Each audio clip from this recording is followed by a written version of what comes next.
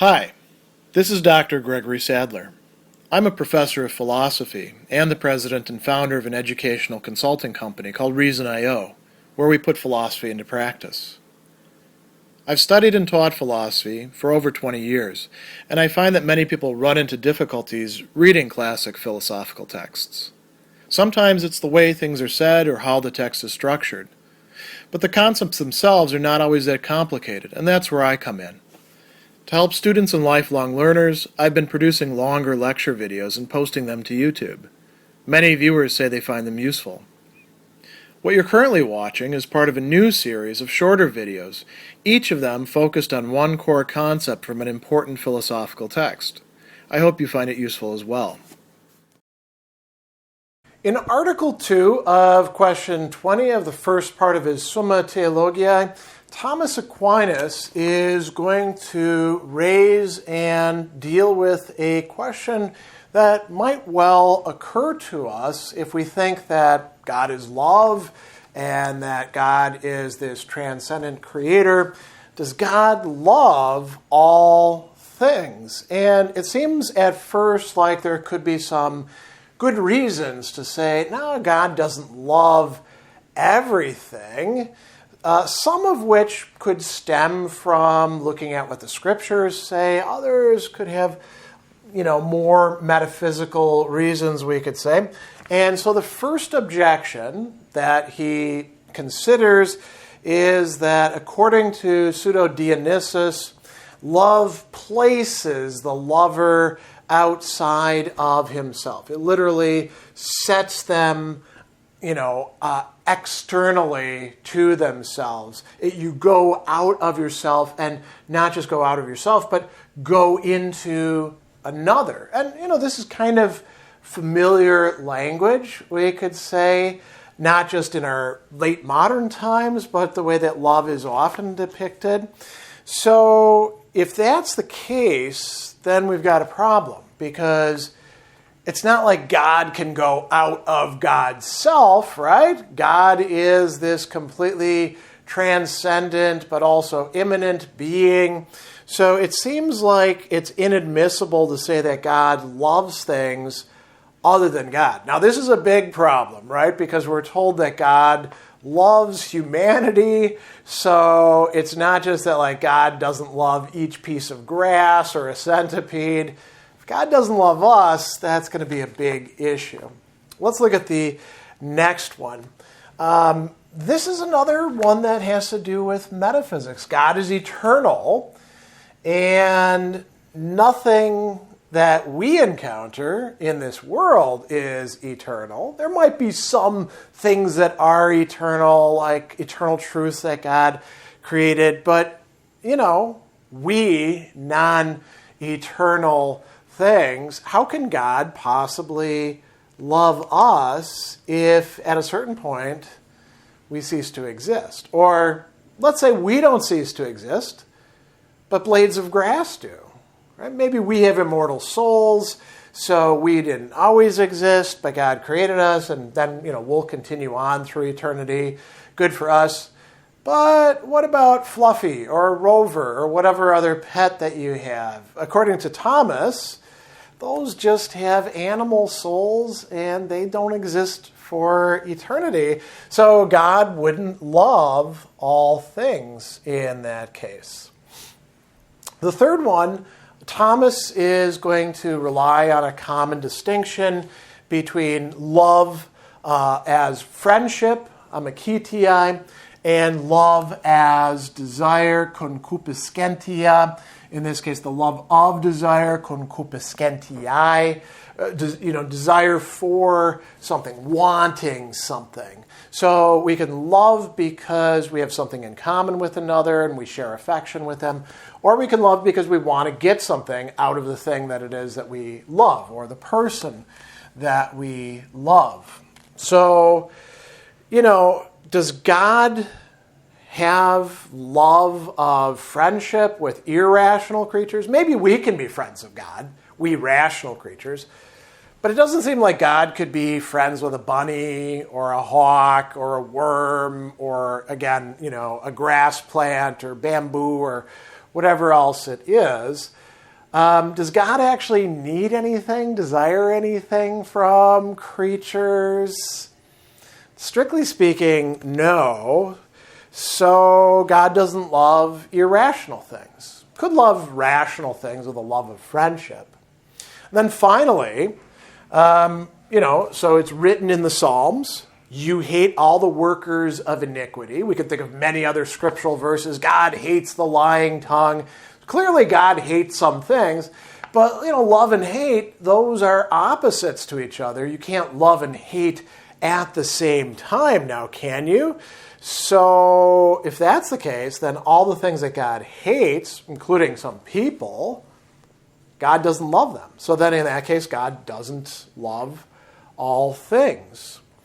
On the contrary, in this case, coming from the Book of Wisdom, you love all things that are and hate none of the things which you've made. That's actually a clue to one of the ways Thomas will make sense of this. And he's going to give you an explanation as well as an argument here for why it is that God does indeed love everything else. So it's going to begin by talking about all existing things. And you got to be a little bit careful with the translations, I will say, because Thomas does actually use the word existentia, so things that exist. That is kind of an important loaded term, and we're not going to go too deep into that here. Some of the translations will be a little bit sloppy or loosey-goosey in using this word exist, where Thomas isn't using existere or existentia, but is instead using essa, to be, or things that have being, right? So I've actually translated it a little bit more closely. All existing things, insofar as they are, insofar as they have being, are good, he says. So, the existence or the being, rather, of a thing itself is a good, and whatever perfections, whatever being brought to its fulfillment, we could say, it has whatever is good about it is also a good thing. And he says, okay, we earlier in the Summa have argued that God's will is the cause of all things. So if a thing has being or goodness, it's because of the will of God. It's because God willed that thing to be and to be the way that it is. So what this means is that God actually wills good to everything that is, because everything that is what it is because of God willing it. So far so good, right? We've got things are good in multiple ways. They're willed by God. So where can we go from there? He says that, well, to love anything is to will good to that being. So this is, a pretty uncontroversial conception of love that Thomas is relying upon. If you love something, even if you just love it because it's useful to you, you will that it continue its being and that it be good. So if I want a can opener to be in good condition so I can open up cans of beans, so I can cook them on the stove and eat them up, I don't love the can opener like I love my children or my spouse or my friend or God or anything like that. But, I do will good to it, right? So God wills good to all of these things.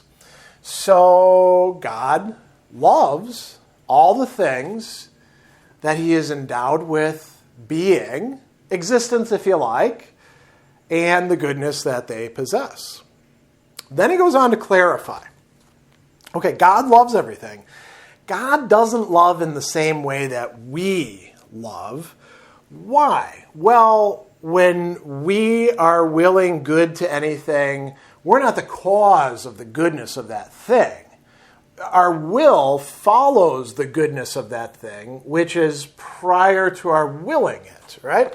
So our will is moved by the goodness of things, Whereas the divine will is, as he said, the cause of goodness. Now, I want to point something out here. Thomas could have simply said, here's how it's different. Our will is in some sense moved or caused by the goodness of the thing. God's will actually produces, causes the goodness of the thing. See how different that is. But he uses two other, we could say, specifying terms about how this causation takes place. So he says that the love of God infuses, infundans, right? It flows into and creates, creans, the goodness of the things that God loves. So in a certain sense, God continues loving things because God made them and made them the way that they are. So that's different than how we love things. And we could say, well, what about if I write a beautiful poem? I'm the creator of the poem. I flow into the poem. Well, we're kind of like God in a secondary sense through creation. But we didn't create, everything. And we certainly relied upon a lot of stuff in order to produce that poem. You didn't make the paper, you didn't make the pen, you didn't make all the words that you're using, right? So we could answer an objection that comes up like that quite easily. What about the objections that Thomas actually did consider? So the first one is interesting because Thomas actually says, no, God actually does go out into other things and outside of God's self.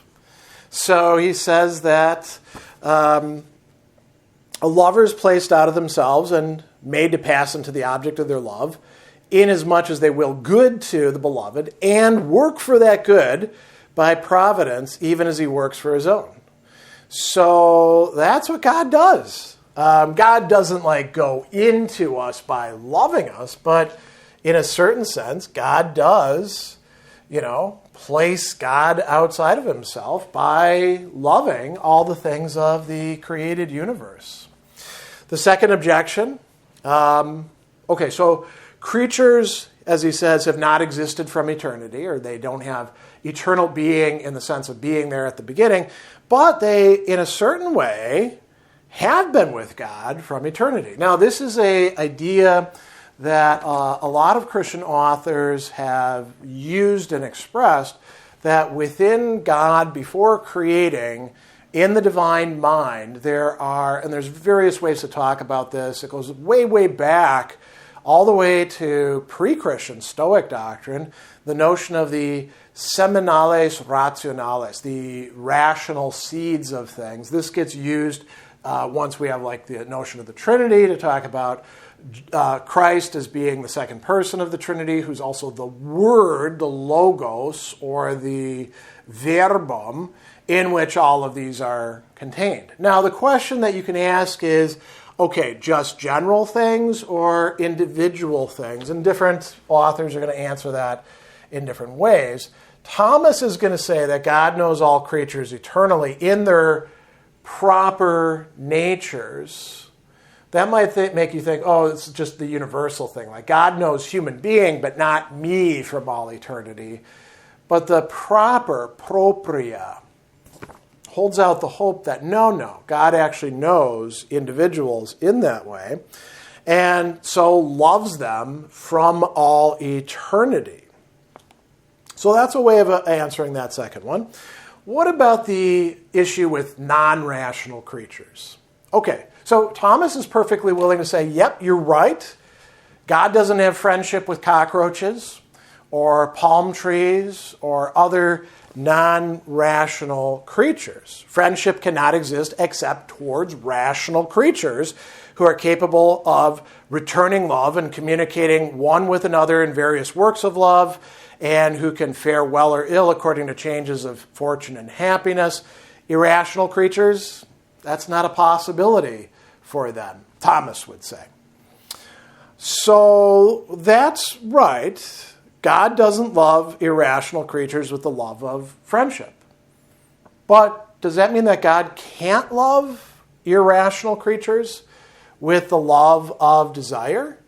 Well, God doesn't need anything from the created beings, but he has ordered them to rational creatures and even to himself. Now, ordered them to himself, it turns out, is also ordering them to rational creatures, right? He says this is not because he stands in need of them, but on account of his goodness, the services they render us. For we can desire a thing for others as well as for ourselves. So we might actually, if you wanted to pause on this, you could think of like the entire cosmos was created for rational creatures in a certain way. And that means, opposed to the way that some people think of it, well, it's all for me. I can do whatever the hell I want for it. No. You're only one of many, many rational creatures. So you don't get to destroy things, or you shouldn't be destroying things, just to please yourself, when other rational creatures should equally get to enjoy and benefit from those non-rational creatures. The last one, this may be a very troubling one for people. If you think about what it is to be a sinner, to fall short, well, anybody who claims they're not a sinner is probably lying to themselves in some way.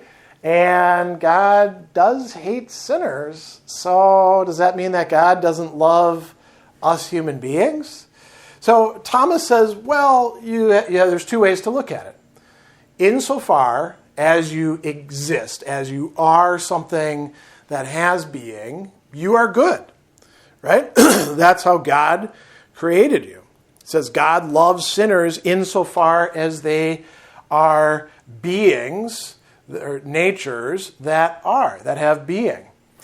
But he can be said to hate them insofar as they fall short of being. Ab esse deficient. They're not what they ought to be. They're not fully what they are. And that's their own damn fault, generally, right? So he says, under that aspect, they're hated by him. So they're not hated by him per se, just across the board. They're hated insofar as they are falling short of what they ought to be doing. But they're still loved by him at the same time. And you could say that love, in a certain sense, takes precedence over the hatred in this case. So, the culmination of this, God does indeed love every single thing that is not God. Doesn't mean that God loves them all in exactly the same way, as the later articles are going to discuss.